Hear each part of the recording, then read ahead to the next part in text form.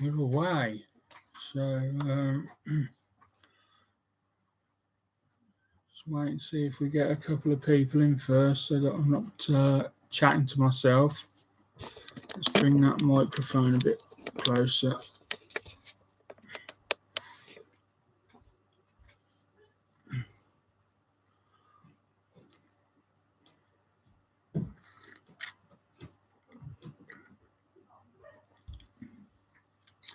Did I put this as part 4 or part 5? I can't remember. It should be part 5. Oh. So, anyway, this is a bit of a... I've had a bit of a rough couple of days. I've done no building at all. So I'm trying to force myself to get back into it a bit. So I've gone live, basically. I've got to do something if I'm live. I can't sit around and do nothing. And hopefully it'll kickstart something. We'll wait and see. House is very busy at the moment. Daughter's moving out. Angela's helping her. So there's going to be a lot of noise in the background. I apologise for that. And the dog's probably going to bark, but and the bird's probably going to sing, and that's how it is, I'm afraid. So let me just put this down here. So we were building the Airfix 124th Spitfire. Now, I just need to find... Right. Oh, yes. Oh, dear, yes. I remember now. Okay.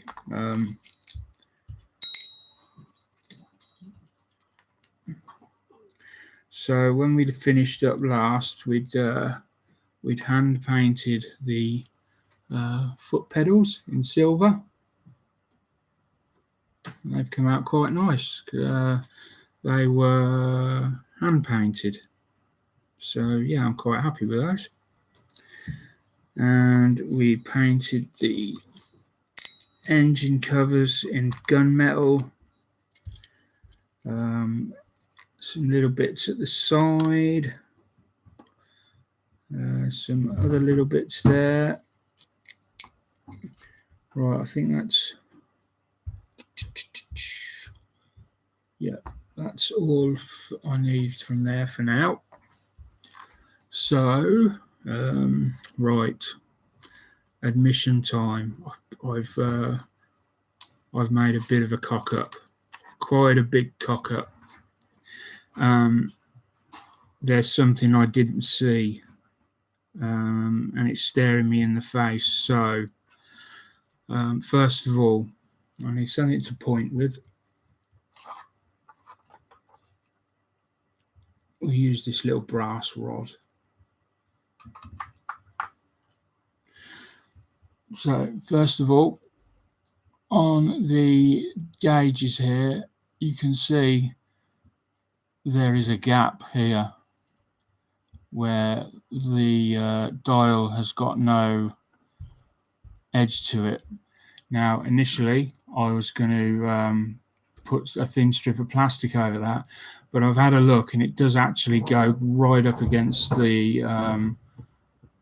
housing, and that will create the edge there itself. So I'm not too concerned about that now. But what does concern me are the 4 EPMs that are there. There's one there, one up here. No, sorry. No, there's 3. There's one there, one there, and then there's one at the top here, a bit of a scraggly looking one. Let me see if I can get closer.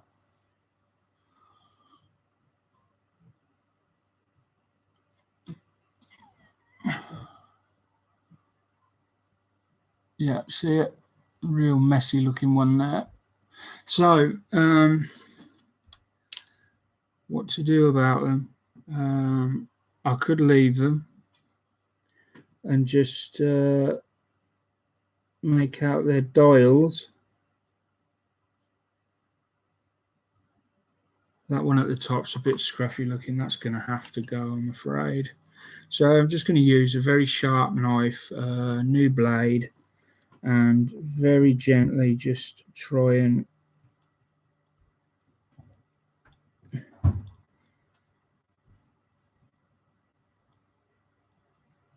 just gently scratch away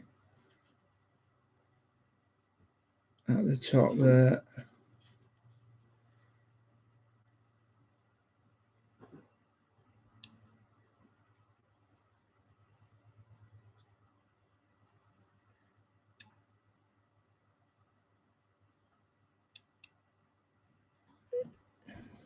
There we go. That's already looking better. Well, obviously apart from the colour. But I'm now going to go in with a little tool that's it's basically a fiberglass brush. You've not got to touch these on your hands or anything because the little particles of glass fiber can come off and hurt. I paid about £5 or something for this one from Hobbycraft. I just send the bristles out.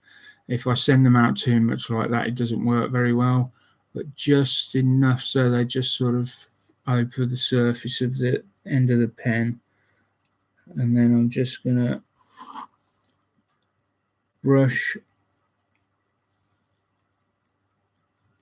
over the top. We've got somebody in. Hi, Mark. Hi, Joe. And just use the fiberglass brush.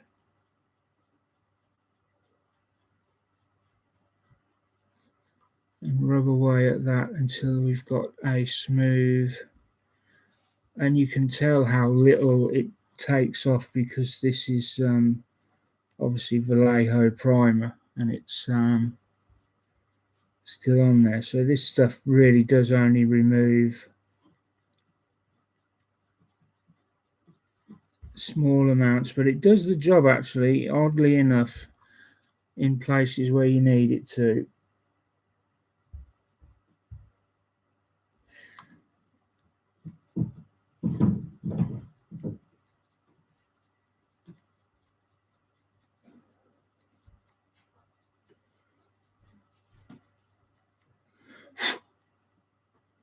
There we go. I wonder, should we try it on these? Let's have a go. We can just come along with some Vallejo primer and just brush it back on that little piece, or spray it back on.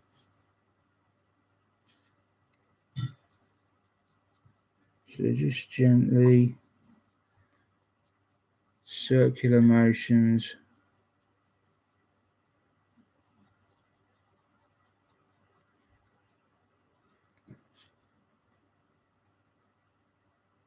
I think we might be quicker just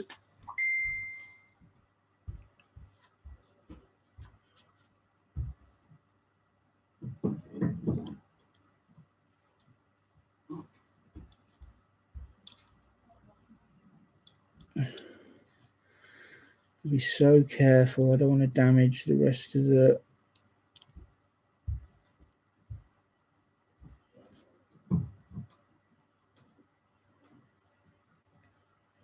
there we go, nice slither off there.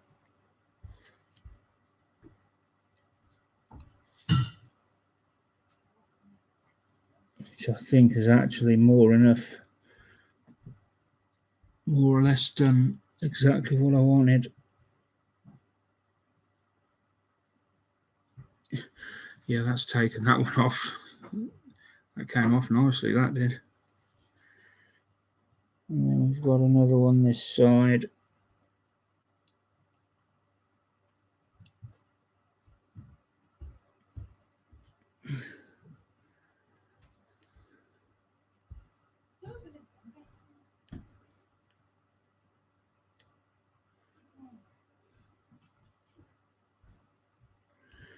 This one's a bit shallower than the last one, so there's not as much to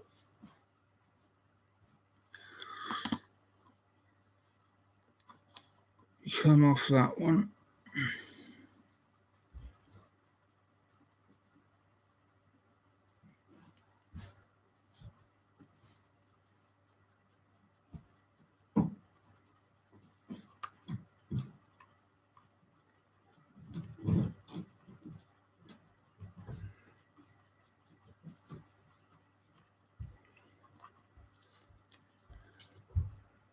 There we go.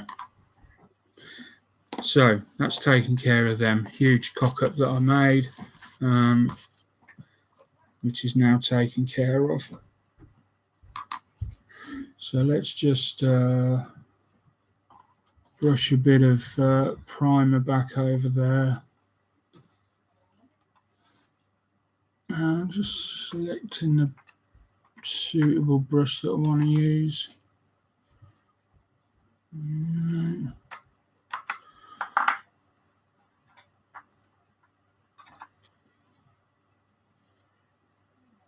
I do. Let's take them. No, leave them in there. I need another one.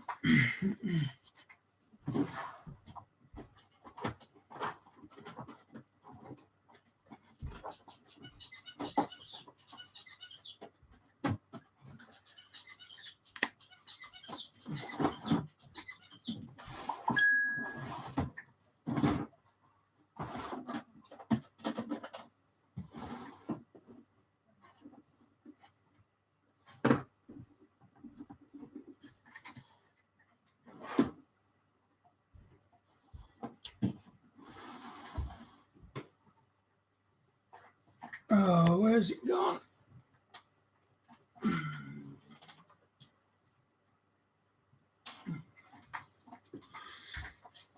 I've put the black primer down somewhere.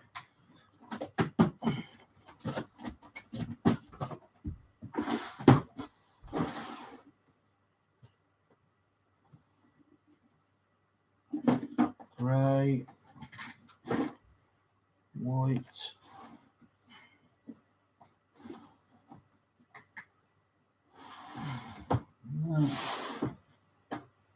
There it is.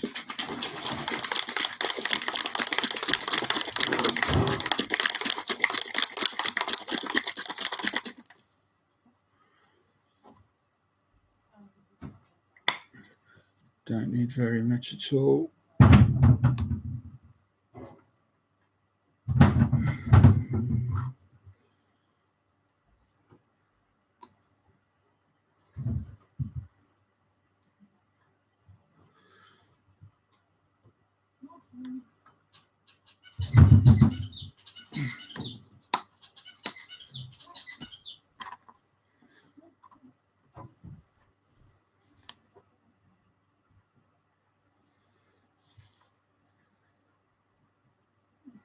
Way too much on there.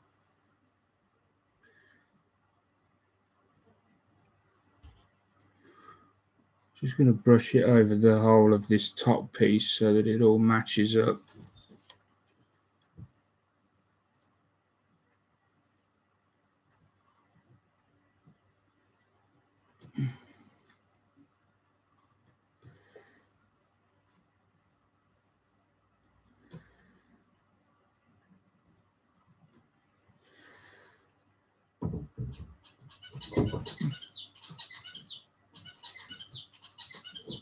It's looking like this needed a second coat anyway.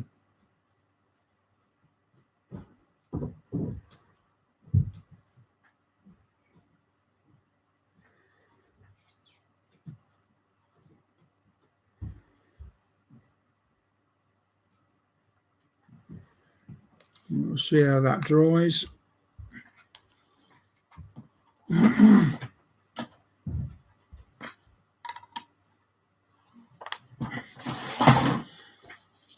Just need to put some toothpaste in. I've still got appalling toothache. Supposed to be having a filling done on Wednesday, which will hopefully resolve it.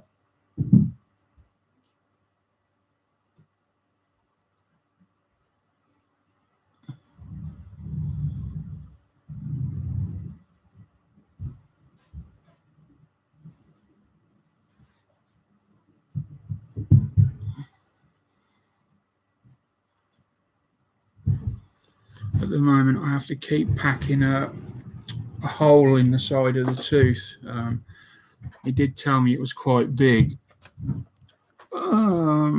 which goes down to the nerve. So if I put the toothpaste in, it packs the hole, and then as the toothpaste dries, it sort of holds there for a bit, and it covers the nerve.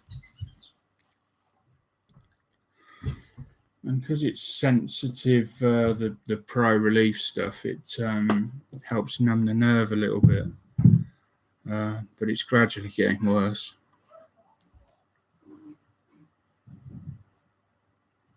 Yeah, that's drying okay.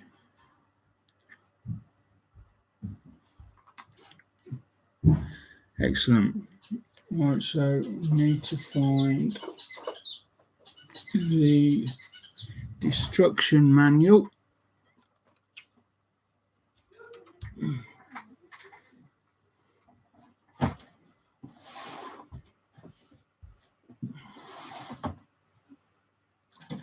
Look in the drawers.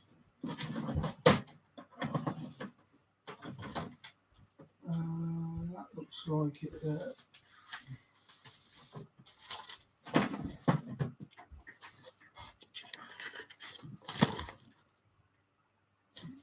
So we can now add these bits onto the engine, I think.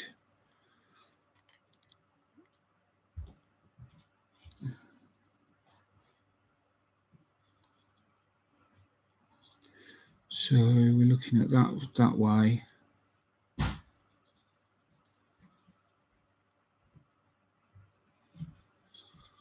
That way. We had them there. That's going towards the back. So then we've got two covers that go over. One there. And they go towards the bottom. So that one goes that side, so that the writing is towards the bottom.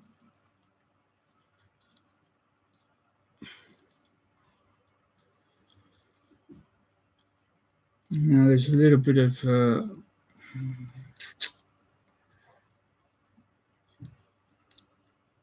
me get the glue.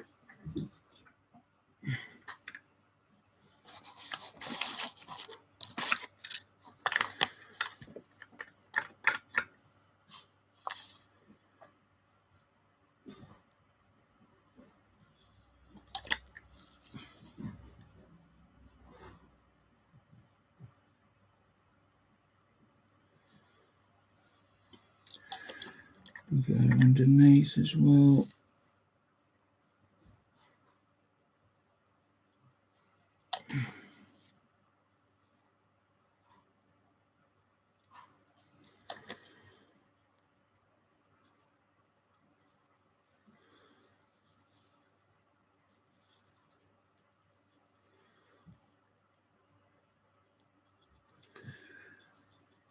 If we're lucky, it'll have a good solid grip and it won't need clamping.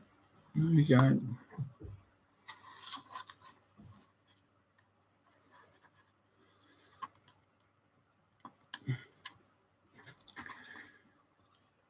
Also put this side on. Obviously this is going to need touching up here and there.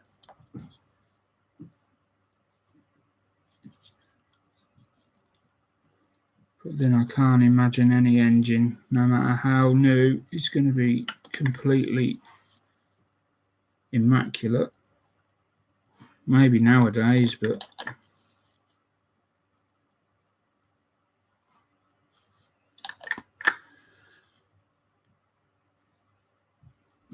it's interesting that it used to be all the ladies that would build the Spitfires and that with all the men at war. And I wonder if I should imagine they worked quite well. and I bet they had a better failure rate in that parts that weren't put on properly. We've all heard of the Friday car that they reckon manufacturers used to, not now because it's all robots, but when it was being put together by hand, they reckon that they'd brushed the last one out, and that always used to be the iffy one you'd buy, and they called it the Friday car. Yeah, I've only ever bought Friday cars. But in all the pictures I've seen of the women when they're building the Spitfires, they're all working hard, and they're doing all the sort of mechanical, electrical, and I should imagine they went into that with very little training, and I bet they've done an awesome job of it as well. Well, we know they've done an awesome job.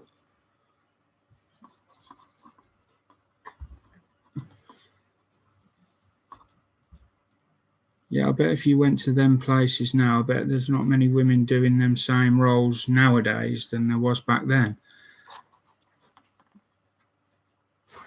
Right, so there's the two top covers on. They're in the gunmetal colour. And now we've got, we've got these two little blighters to put on. They've been pre-painted as well. They were painted on a piece of sprue, but we're going to cut that off.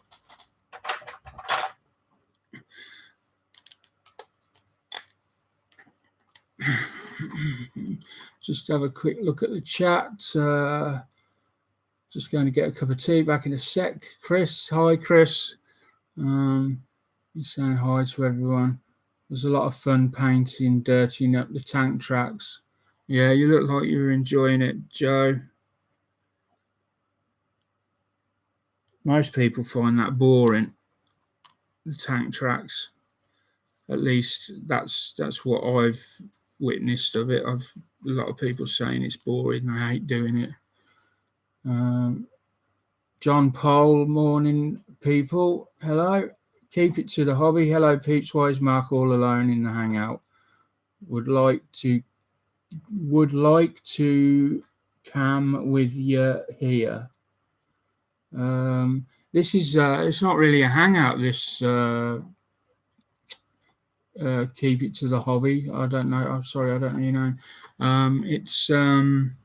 This is a video build, so it's a series where I'm building the Airfix 1/24 scale Spitfire, and each episode I build a little bit more.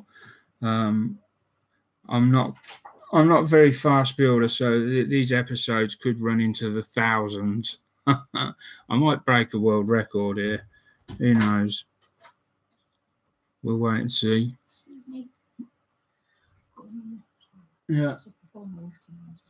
Where is it? So, let's put that there. Right. So we've got to put these on next. And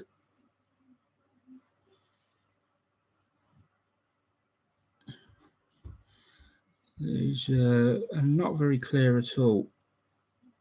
So I'm guessing, yeah, that's got to go there like that.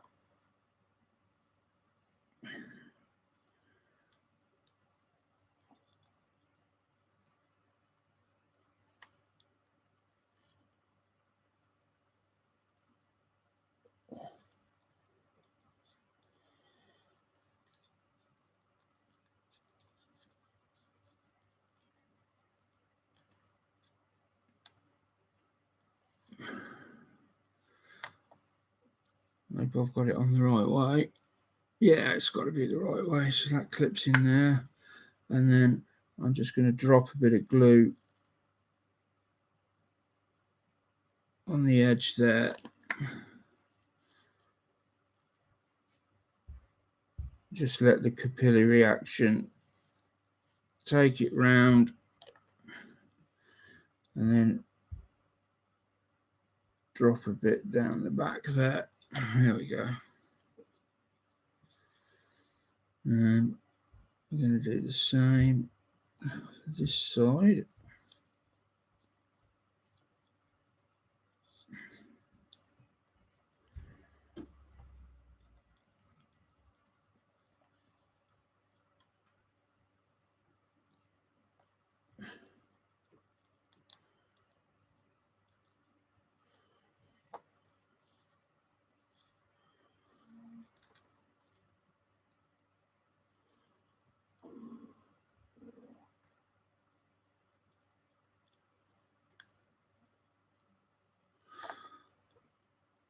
No, this one doesn't want to play ball.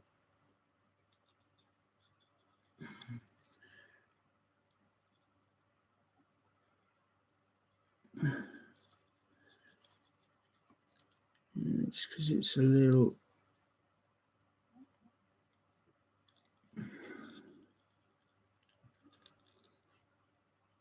Come on.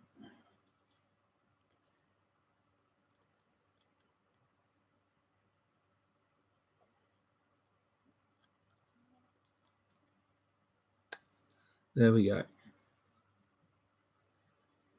Right. Same again. Although, to be honest, the way they clipped in, I don't think it really requires any.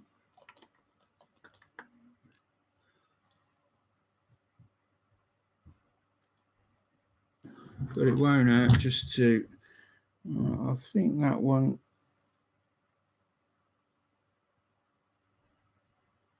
Yeah, that's okay. Once they're in, when you're gluing with the cement, try to resist the urge to really clamp them together like that.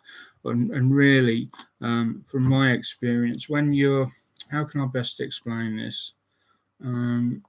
This is an important step that I think needs probably explaining. So let me try and explain it as best I can. So these, obviously, these drawings and everything, they're all test fitted and they're all designed to really quite close tolerances, more so now than maybe they were a year, years ago. So this is your plastic, and these two sheets are your plastic, and you've got to join these together. So when they're joined together properly, they come to sort of there, just short of that line. Yeah.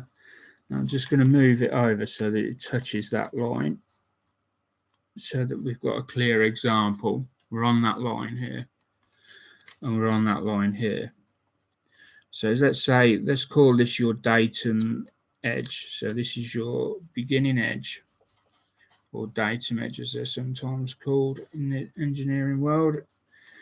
The start point from which all measurements are taken. Right, now the thing is, when you glue your plastic together, it's great. It knits together nice like that, and then all your other pieces go together like so. But when you squeeze them together, you actually compress the two surfaces together, and the plastic splurges out either side. So you're actually pushing them closer together than really intended. Now, this is only my opinion. By doing that, you've moved this point here. So now when you come to put this edge in, you've got to move that over slightly, and you've got to move this one over slightly. So when you come to put the roof on, whatever it is, or whatever the next one is, if it's a piece that goes across the top, you'll find you come along, you go, oh, that's too big. You've now got what looks to be a roof that's too big or a next piece that's too big and overlaps each edge. And then you start saying, oh, the kit's rubbish, or they've done something wrong with the molding. It's a poor mold, or whatever. Lots of excuses, but in fact, it's because you've applied too much pressure on them joins when you're joining them together. Now, the thing is that I'm talking, it's only a small amount, but when you do that with every join, it builds up. And each time you do it, there's a knock-on effect, so that before long, there will be a piece in your kit that is going to look way out. So I learned. Well, I don't know whether this is true. This is my experience from gluing stuff together. I learned this myself. I started to notice that things weren't quite lining up. And when I stopped applying that massive pressure and watching the glue start to billow out of the sides, then it all started to come right again. So it's just a tip. It's up to you whether you whether you listen or not. As I say, that was just my experience. So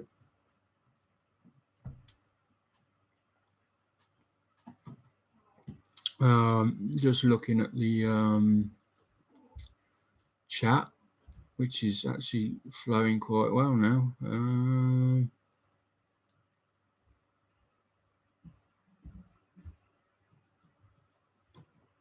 Wow, yeah, there's lots of chatting going on.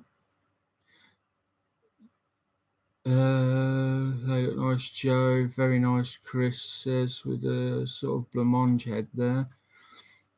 Fun bit, the only paint on there is the underlying steel colour, Joanne says. All the rest is just clay washes, then sealed in with matte varnish. Chris says they look real. Well, that's the thing behind it. That's what every modeler tries to achieve.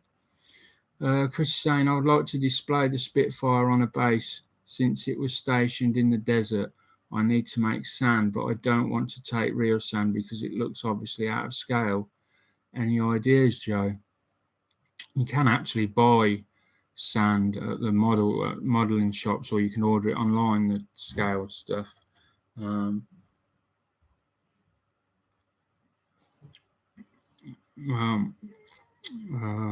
perhaps have a look on eBay or e-models, somewhere like that. Talc, Joe says. Spidic says, hi guys. Hi Joanna, hi Spidic.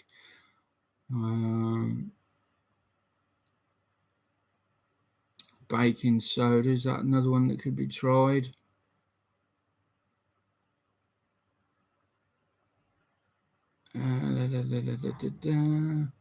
I found your report on the Hannibal interesting. Do you have a link to the article you referenced, please? There you go, Chris. I told you people would find it interesting.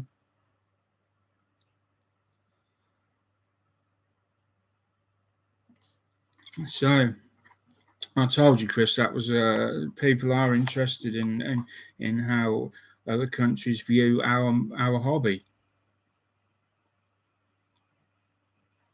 and this whole Revel thing has really got everyone talking. Unfortunately, it seems that everyone's misinformed at the moment. They're still buying kits like it's going out of fashion, thinking that they're not going to be able to get them anymore.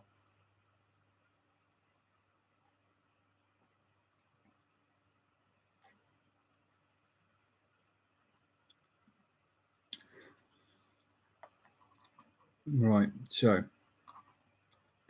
where did we get to? Got to here. We got those on. Now we've got to put this little thing on. I'm just going to call it a thing. I really don't know. It can't be a little exhaust. No, we're going to stick with thing.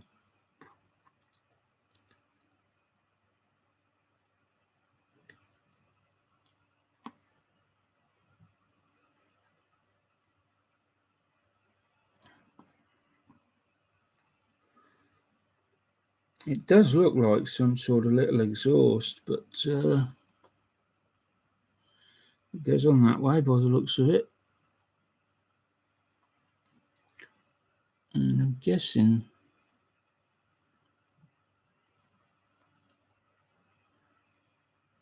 right. So the drawing looks like it might be slightly out, and it's going on.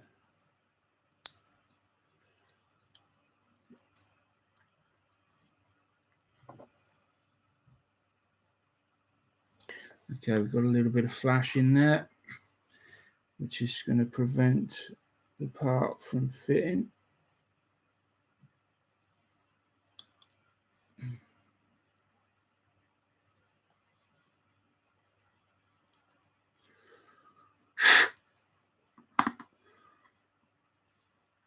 Let's try and get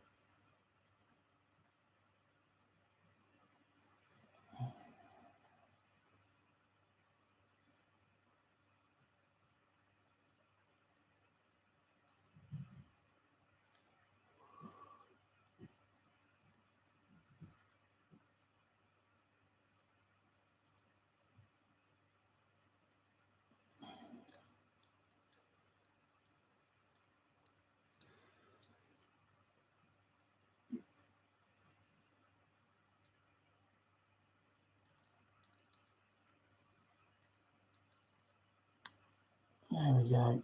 I've got you in and in there. So we're going to need a little bit of glue on there.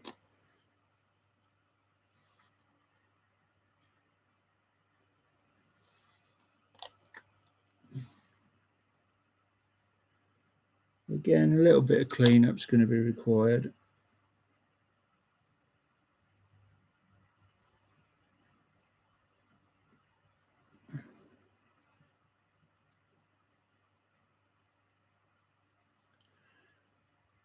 There we go.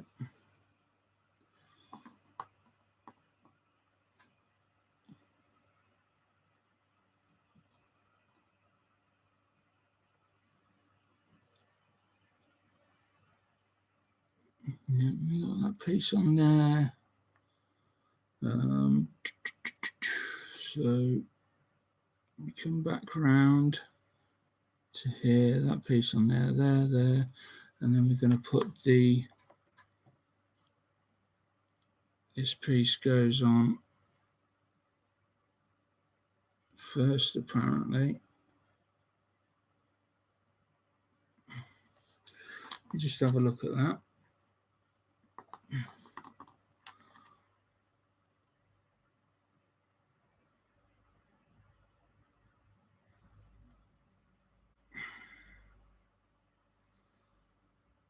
It doesn't seem to be.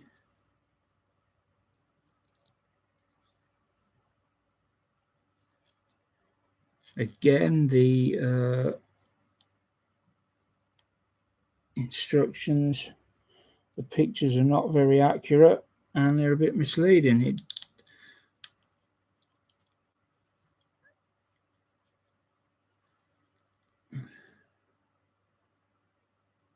So we've got a little bit of flash on there. Let's just scrape that off.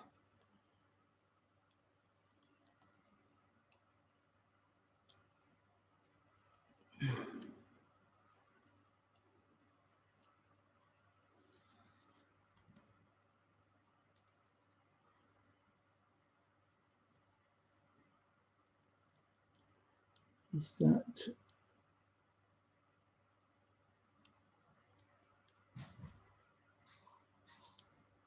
Let's just come around there.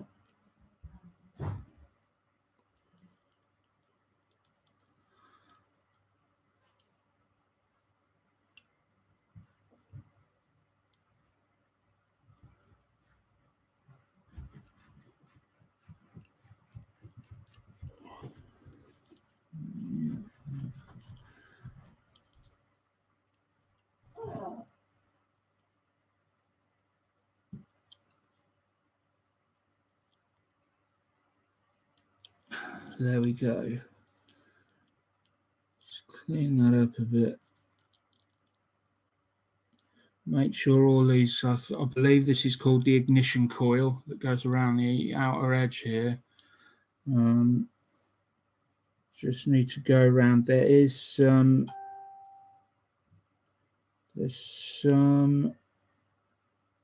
flash there in between the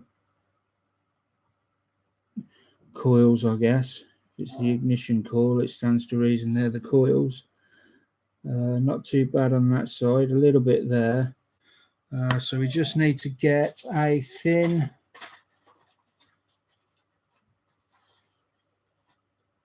one of these thin,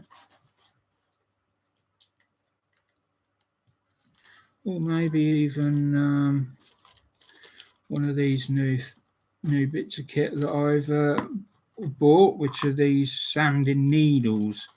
That one's too coarse. I don't know, actually. No, the grey one's coarser than the white. It's because I'm used to using UMP thinny sticks and that, and the white one is quite coarse.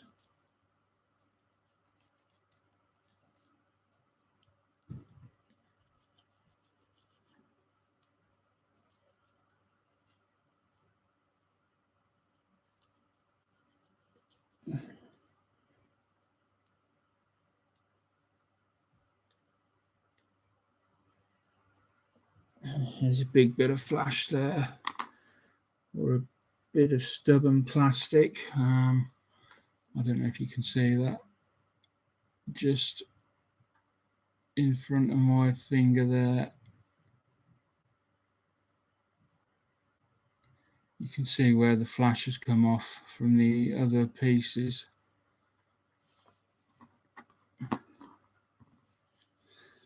So it's like I say, even though my building is quite slow, it's turning into be quite a slow build anyway.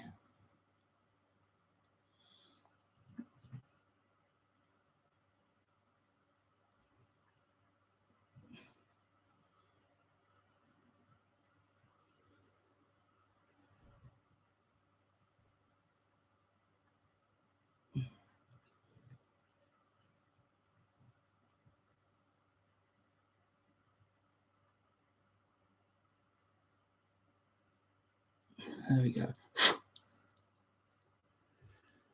Keep going round.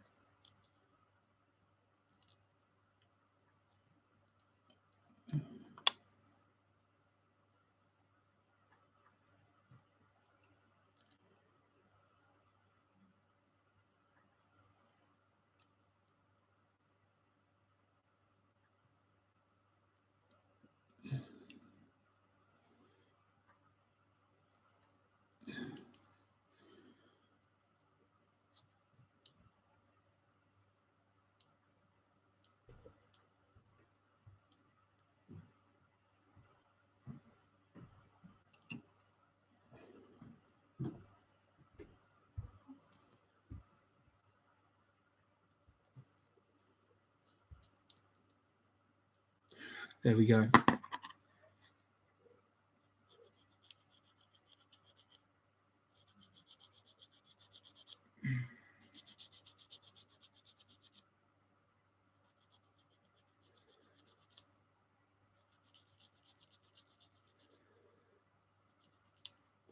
So I'm going to go around with the glue and then go around in a bit because there's a nasty seam starting to appear there.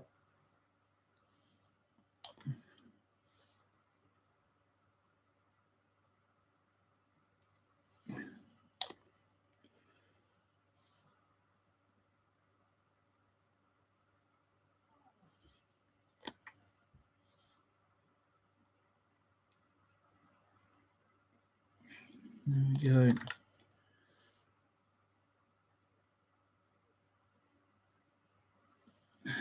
That side.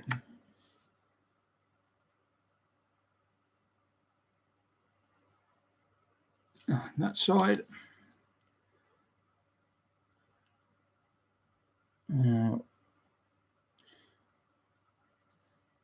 Now this is one of those pieces that when you do squeeze it together, it only just sort of makes contact.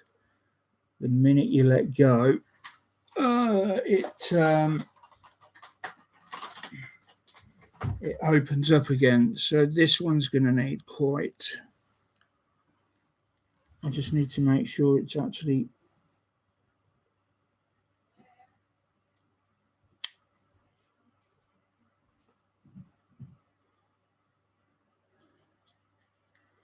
Yeah.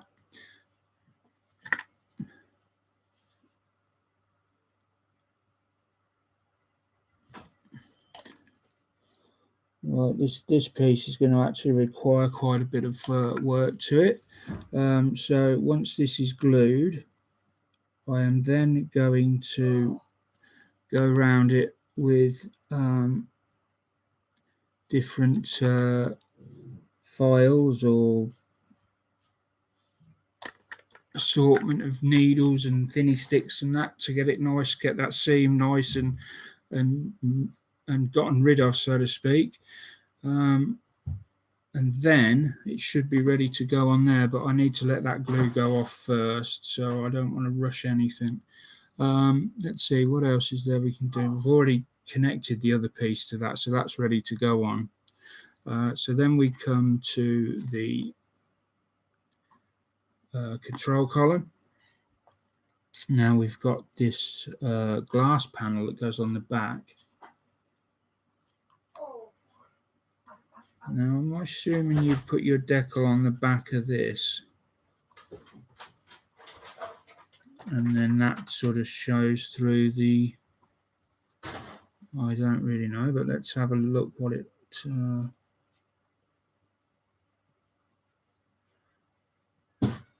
right, so already that's not meant to be there.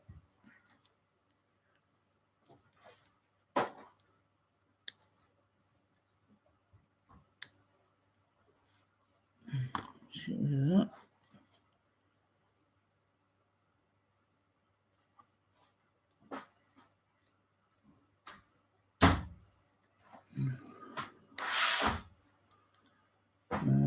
Yeah, that's probably how that's going to be. But as I'm going to be spraying this a colour, I'm not going to put that on yet because that would be silly. I'll put that on the last possible moment I can. So we've attached that, and now we need to bring in the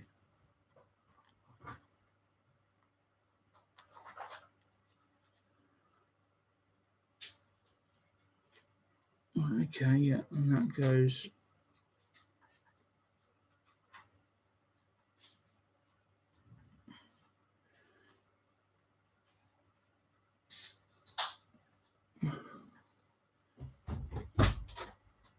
on there by the looks of that. That's going to be a very weak join. Very weak.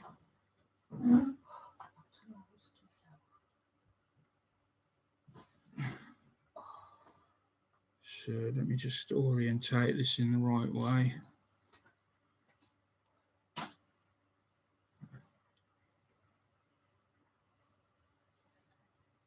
Yeah, so that is going to go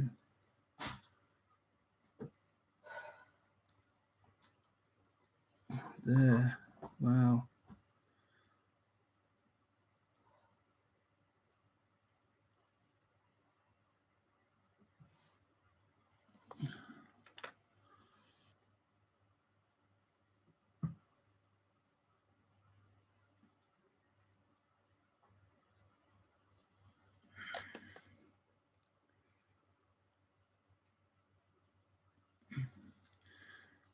Just gently hold that in position while that dries. There's not a lot I can do about that. 28 and 27, they're both clear pieces as well, so they'll both have to go on after the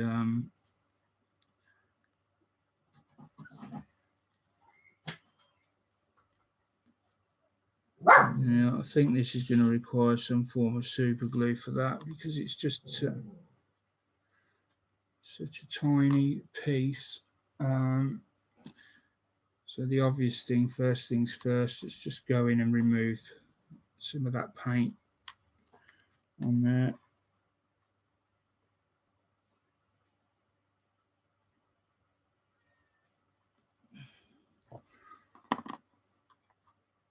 Let me just see.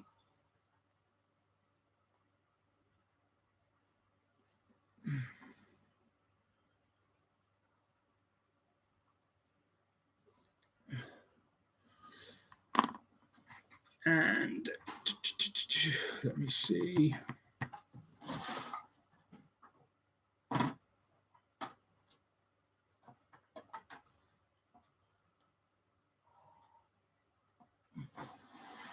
Need another rib top.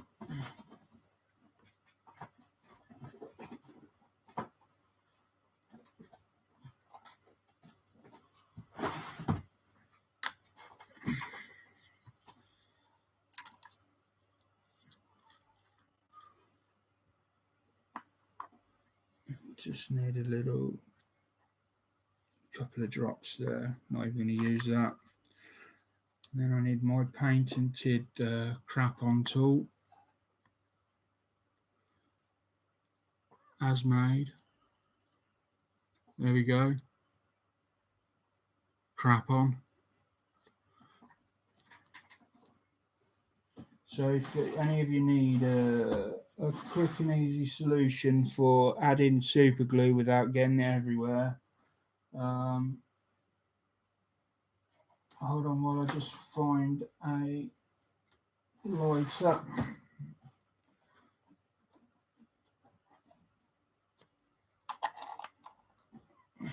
Right.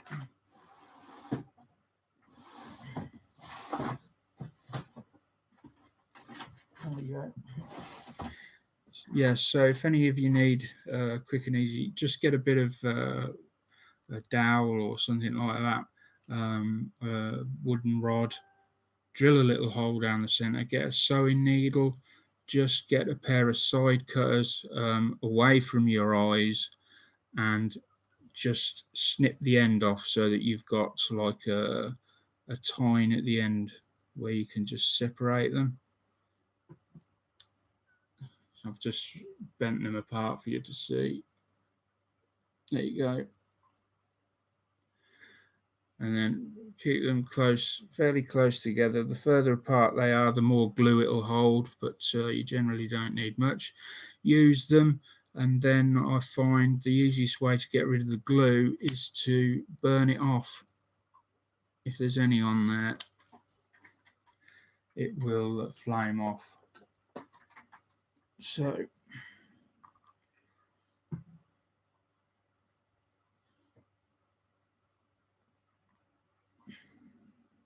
okay.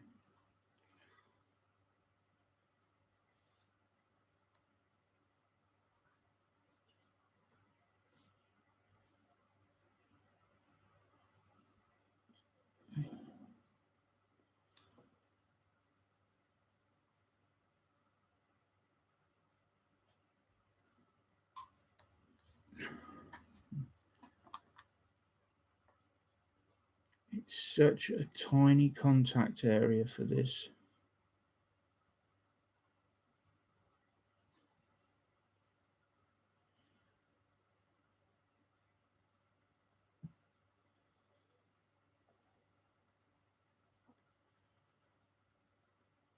You just need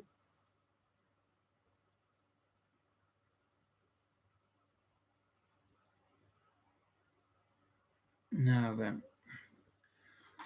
Sorry, I'm not on camera at the moment. I'm just scooching backwards to find the. What was that?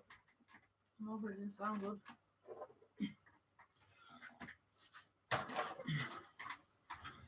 In situations like this, it's best to have some of this, and it rapidly speeds up the drying process.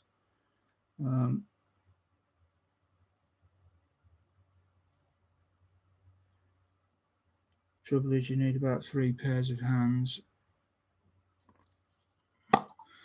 And hold it in position with the glue on and then just spray that over it. Give it a couple of seconds and that's an instant bond. It's you know, it wouldn't be extremely strong, but it's going to hold it.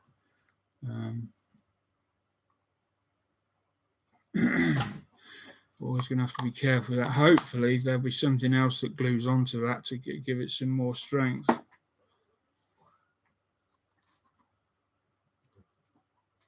I'll pop that to one side. Just burn the excess glue off here. And you see it flames off. And then pop that away so that we don't actually catch it on us. Right, so that I haven't got. John Moore gave me an excellent suggestion on one of his videos. Well, not me, he gave it to everyone. Fluorescent marker pen, and just go through each number as you attach them. So then you can just, with a quick look, you can see whether you've got any points that need doing. I've got to get the fluorescent marker pens, but I thought I'd just share that. That's courtesy of John Moore. His channel is, I can't remember. No. Apologies. Yeah, John Moore's channel. What is it? Sorry, John. I'll have to look it up. I'm done.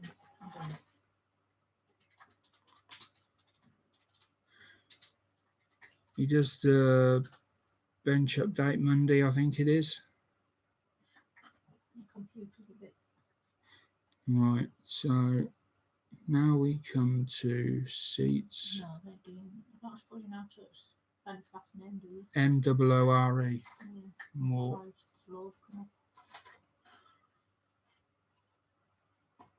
Right, so oh yeah, now I've got myself a rack. Let me just move this fan out of the way.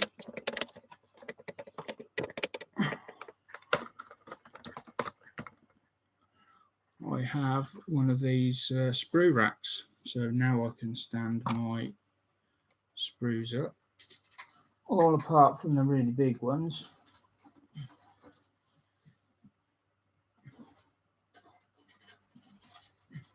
I'm assuming that's it. John Moore's scale models. Yeah, that's it. John Moore's scale models. You're welcome. Thanks. Right. We've got a stand there. We'll put that in there. But right. So we've got the seat. I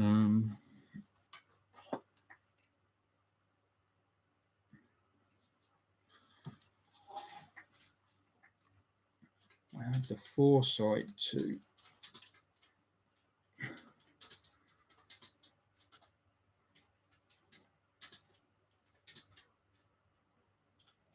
can't see the number on this. That's got to be it though.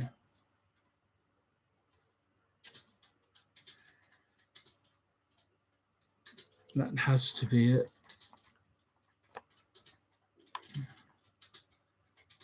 No number on it. And that's 31 and 30.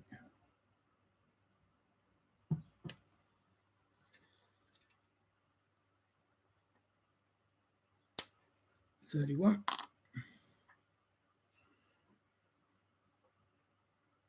To 32, 33, and 34.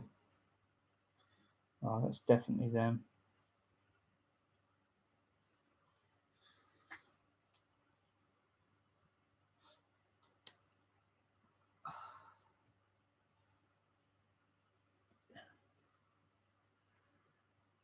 Now I've got to be careful with this because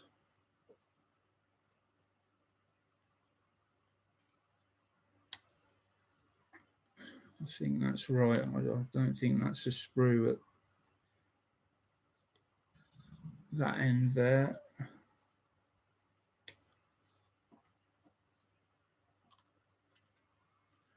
And 34.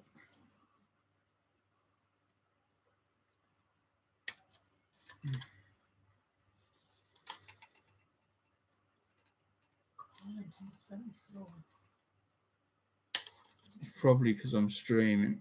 But it shouldn't be that slow. Careful. All right. Just have a quick chat. Chris telling me I've got time to finish this till the 1st of November. That's okay because he hasn't actually specified which year, so I'm all right.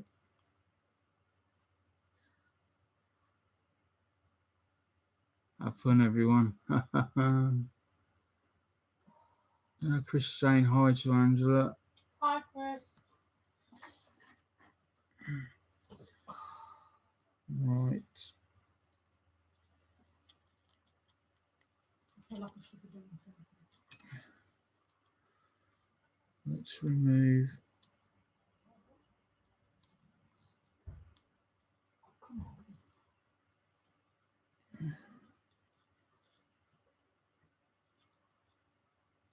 Just for those that say you can't get a flush cut with a pair of Zurons, whether by more by luck than judgment probably, but that is 2 flush cuts.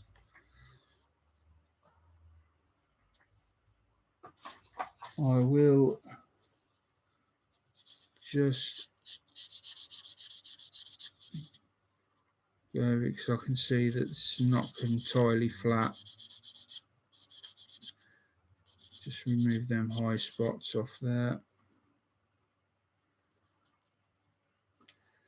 And then we've got a bit of a seam around the outside edge of the seat.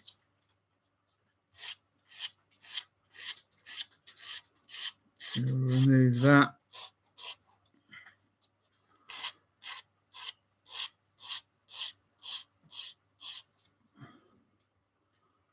Very carefully.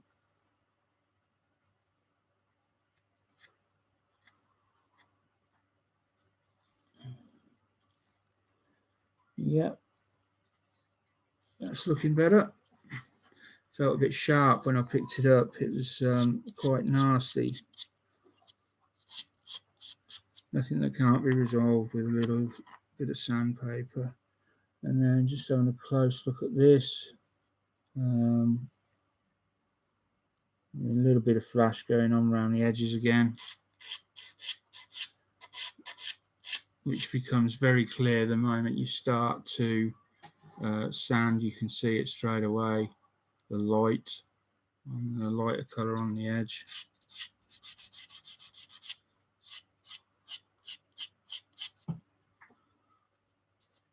And then we've got a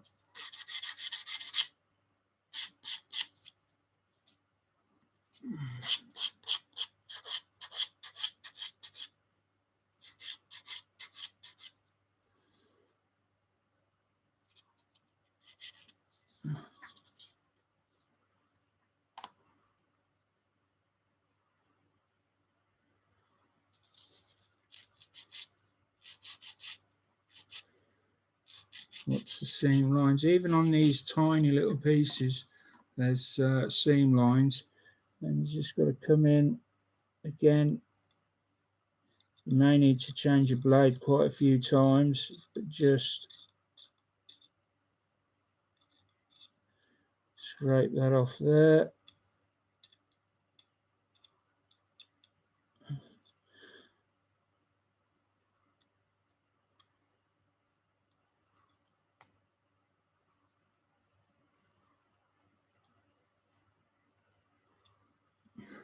And And then if we flip it over, yeah, as I thought, it's all the way around.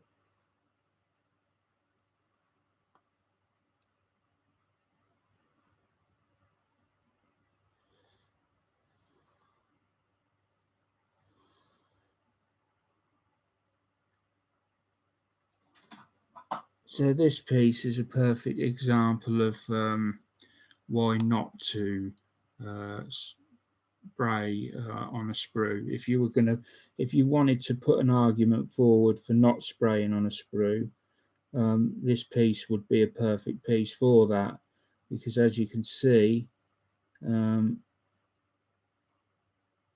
removed most of the paint, put down most of the primer. I've removed most of it to get rid of this seam line. So I'm going to see if you can see that. We're going to there in the center there, you've got that awful line, and that flows all the way around.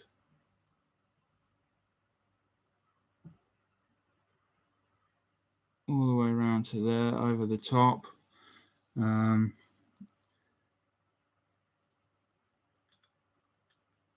So this is why this build's going to be slow.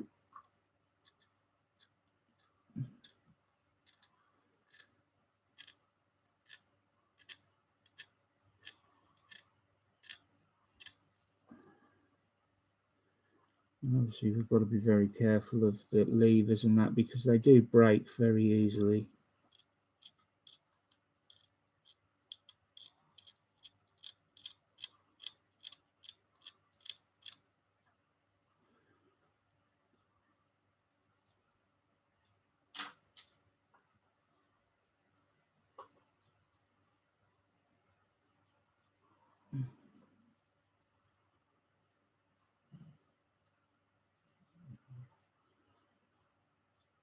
The other side there.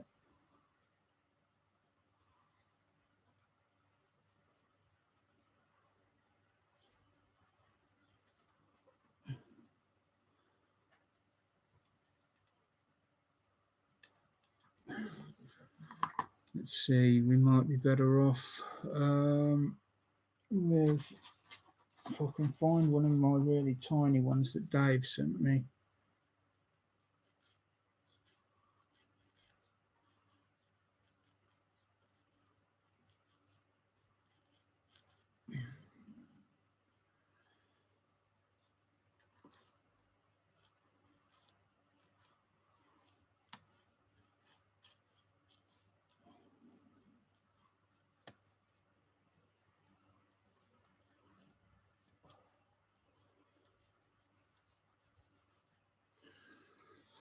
Okay, there.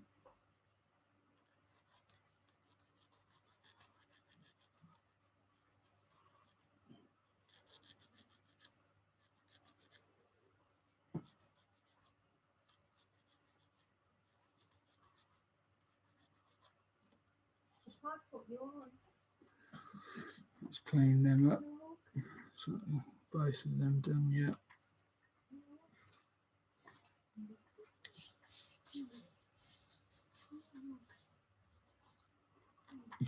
Yeah, Chris, I did see that coming with the gun breaking off. It had to happen. It always happens.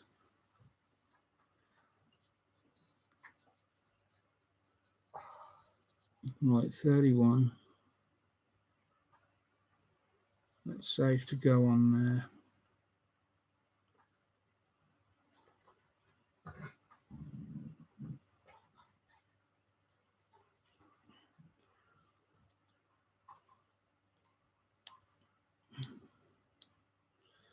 Let's get a glue on there. Right.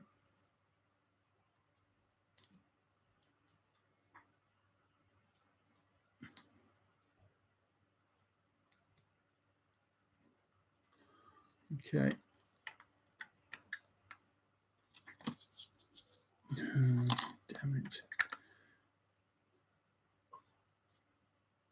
Put too much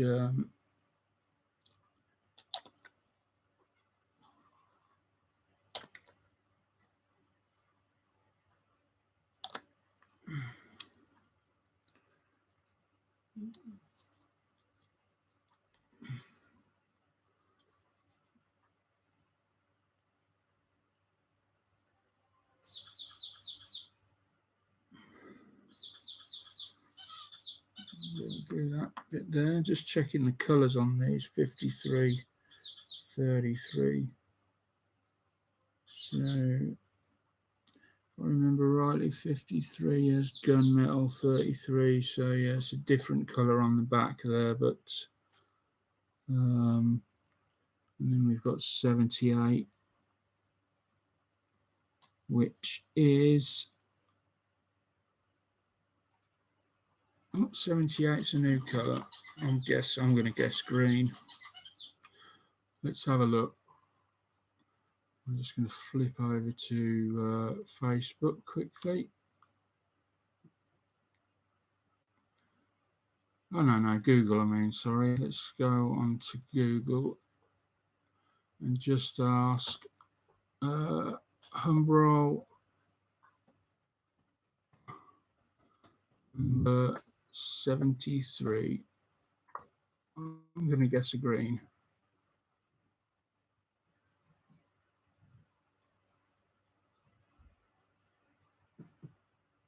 Oh, it's I'm wrong. It's wine.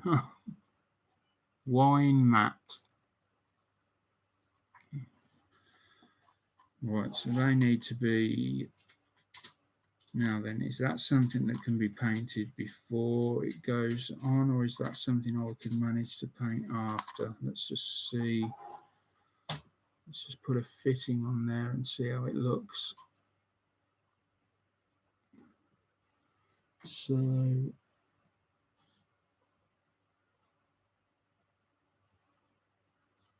right, and that goes on to here.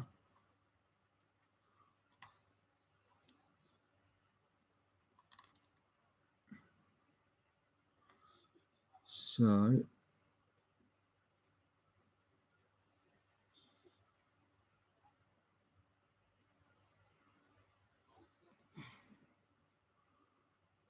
it goes on like that.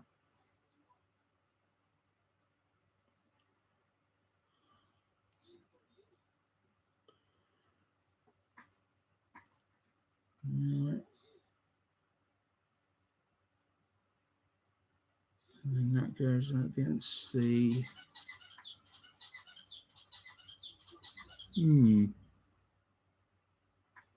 The trouble is, they're too long because it goes in that far. Any further than that,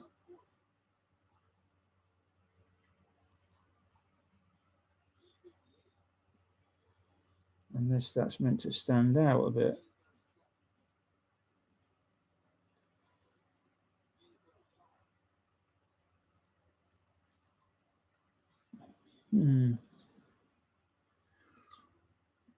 So let's go further forward and just see.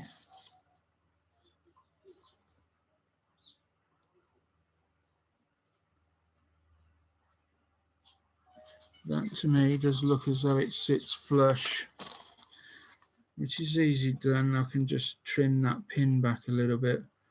And let's see what the other side's like. The other side looks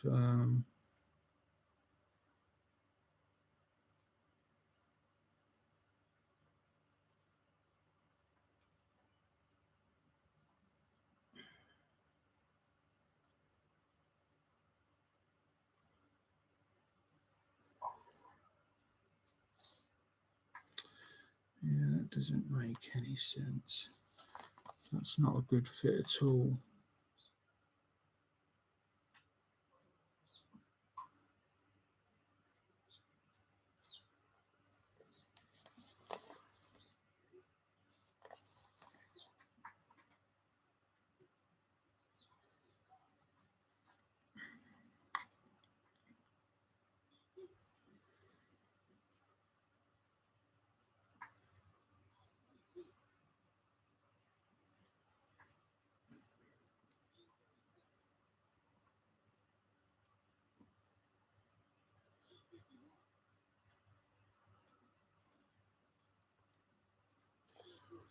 Right.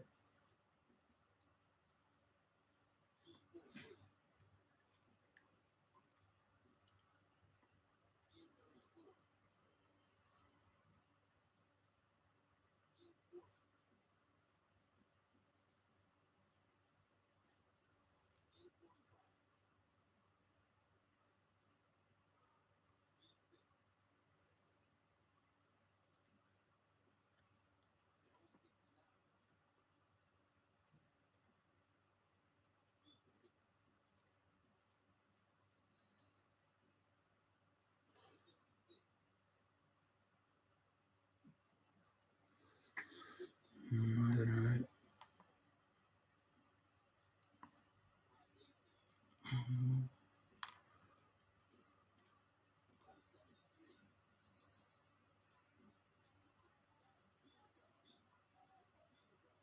Well, it works okay that way, but not the other way.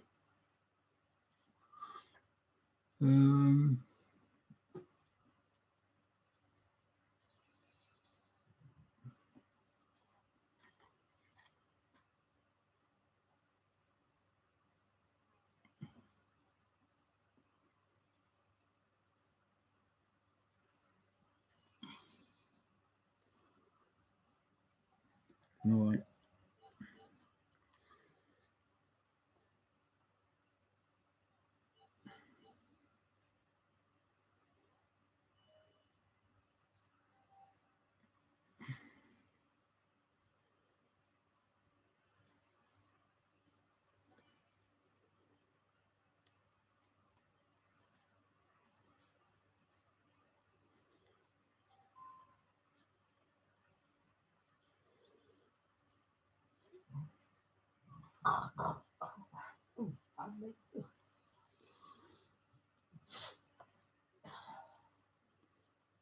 Let's just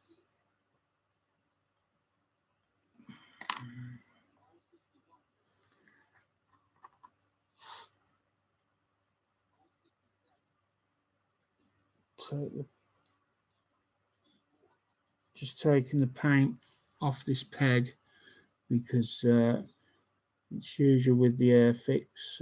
Well, with most kits, because of the close tolerance, it only takes, a thick layer of primer or a thick layer of paint, or even a couple of thin layers, and all of a sudden the peg no longer fits in the hole.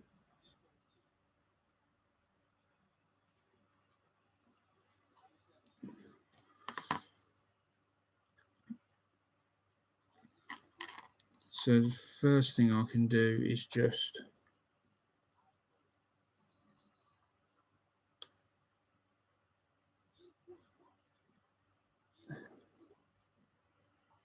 there, it snapped straight in, or just plain snapped. No, it hasn't. It's snapped straight in. And then what I'm going to do, I'm going to go around the back and just put a couple of drops of glue on each peg.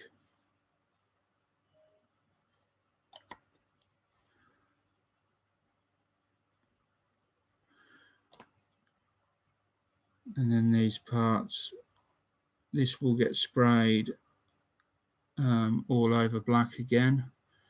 And then I will come along by hand and paint that wine minus the pegs. And then the pegs will be attached to the back of the seat. And we should be good to go. We'll do the same with these two pegs here.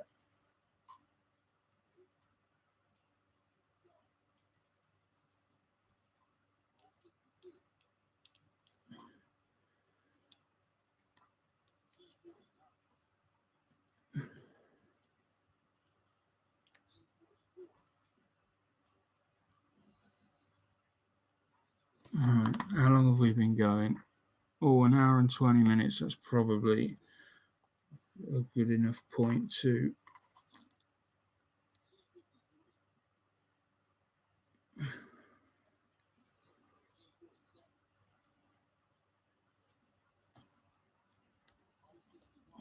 Pin that one in there. And that one in there.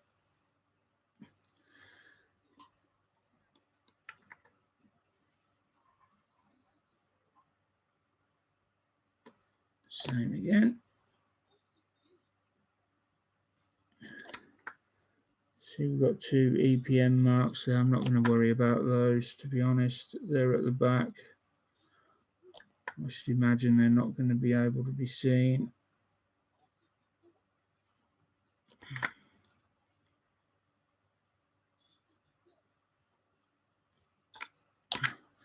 So a little bit more progress made. We've got the rear of the seat done. We've got the seat done, which will sort of just slide in there.